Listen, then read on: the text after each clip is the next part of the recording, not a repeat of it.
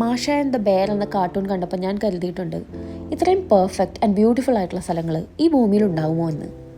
എൻ്റെ ആ ചോദ്യത്തിന് ഉത്തരം തന്നത് സ്വിറ്റ്സർലാൻഡിലെ ലോട്ടബ്രണ്ണൻ എന്ന് പറയുന്ന ഈ സ്ഥലമാണ്. ഉങ്ഫ്രോ റീജിയനിൽ വരുന്ന 2 മലകളുടെ ഇടയിലുള്ള ഒരു വാലിയാണ് ലോട്ടബ്രണ്ണൻ.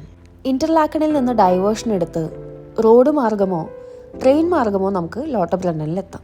ടൂറിസ്റ്റുകൾക്ക് വന്ന് താമസിക്കാൻ പറ്റുന്ന ഒരു യൂറോപ്യൻ ഗ്രാമം എന്ന് തന്നെ പറയാം. ഫേമസ് ആയിട്ടുള്ള ഗ്രിൻഡൽവാൾഡ് ഇതിൻ്റെ വളരെ അടുത്താണ്. പക്ഷേ ഒരു ഗ്രാമത്തിൻ്റെതായ ഫീൽ കൂടുതൽ തരുന്നത് ലോട്ടബ്രണ്ണൻ ആയിട്ടാണ് എനിക്ക് തോന്നിയത്.